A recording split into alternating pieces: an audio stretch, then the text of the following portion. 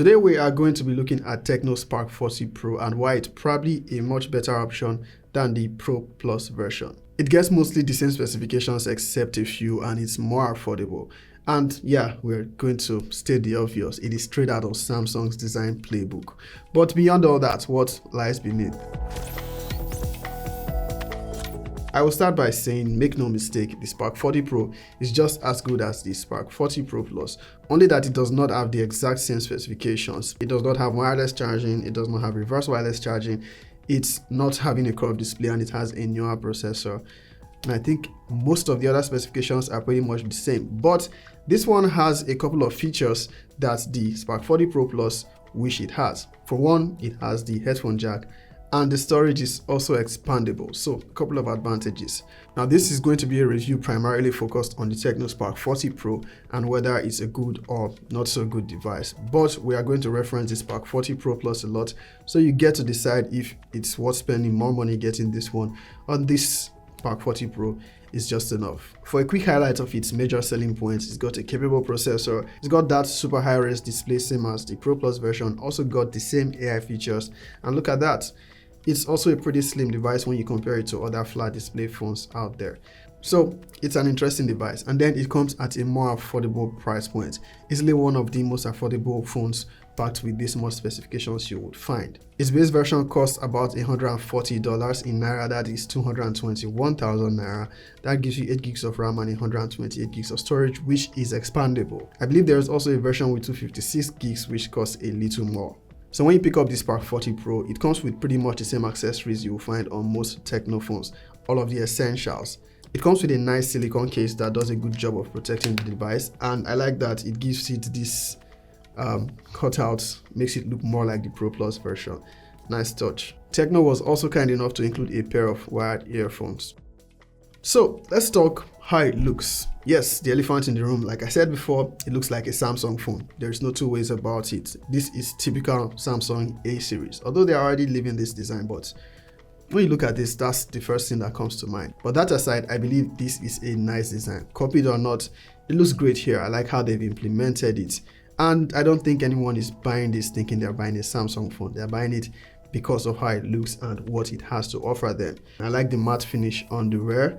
The Tecno Spark branding is not that visible depending on what color you choose. This color is called the bamboo green. There are a couple of other interesting color options. I like this one in particular. I like the gold accent on the camera rings if you are paying attention to the detail. The Spark 40 Pro feels good on the hands, and I like that it is lightweight while also being slimmer than your regular flat screen phone.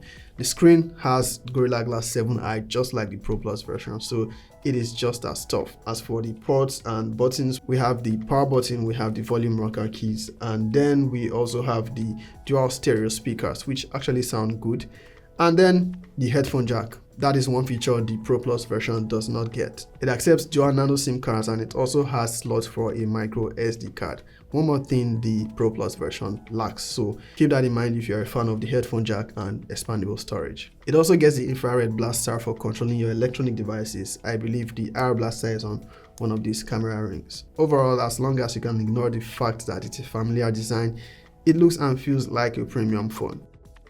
On the display specifications, we get that vibrant 1.5K AMOLED display with 6.78 inches in size, 4500 nits in peak brightness, and it gets 144 Hz in refresh rate.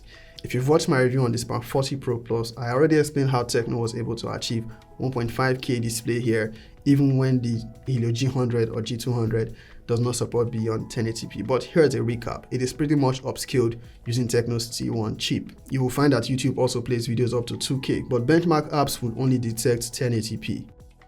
As for the high refresh rate of 144 Hz, well, it's a budget phone. That's pretty much an overkill. But to achieve that here, you have to go set the refresh rate to high.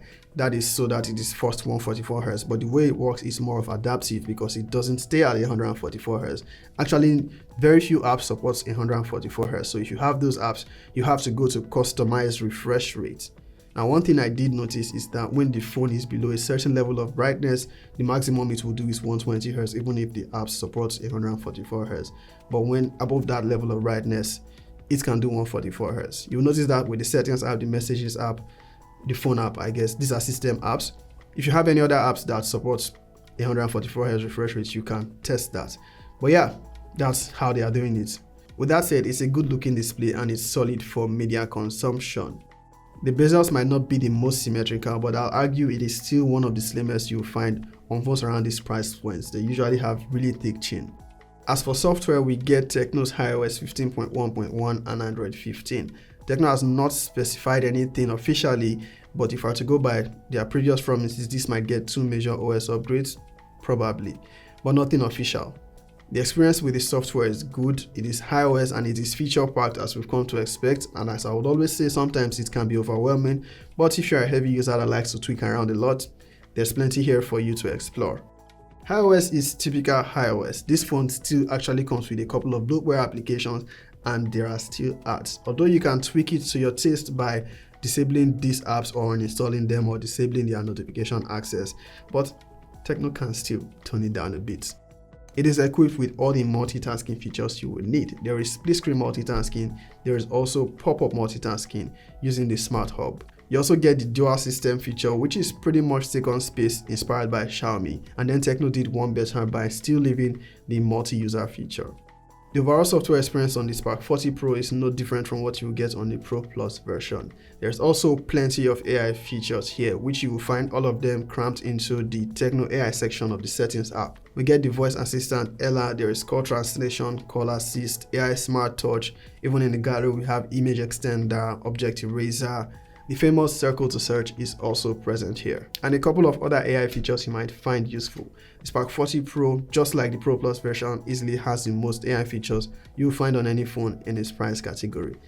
Even mid-range phones don't have this much.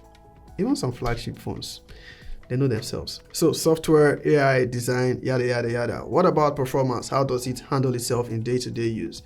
Well, it has the Helio G100 Ultimate, which is pretty much the same processor we got with the Spark 30 Pro we saw not so long ago, but that is also not a very different processor from the G200 on the Pro Plus version. The only difference is about 10% boost in performance, I think GPU performance, but they pretty much go band for band when it comes to performance. If you put them side by side in benchmark apps, sometimes you might even get higher benchmark scores with the Helio G100. As a matter of fact, I'm going to nitpick something. I think I said this in my Pro Plus video. The G99, G100, G200, there's barely any significant differences between them. This one has a 10% improvement over this one. In fact, if you bring the G99 and the G200 right now, you will probably also not notice any significant performance difference. Not in gaming, maybe in AI. Not to say the G200 is not slightly improved over the G100, but just to drive home the point that if you are specifically going for performance, picking the device with the G200 is not going to give you a significant boost in performance. So the G100 Ultimate is still pretty capable. It will run your apps well, it will multitask just fine, and it will also handle some gaming without overheating on medium to high graphics. It can play eFootball at 60 FPS and high graphics settings for those that keep asking about that particular game. It can also do Call of Duty Mobile on medium graphics and high frame rates. It can play PUBG Mobile up to extreme frame rates when you set the graphics to smooth. And in my experience using it, it did not overheat. Yes, it gets warm, especially when playing eFootball with the graphics settings set to high and 60 FPS.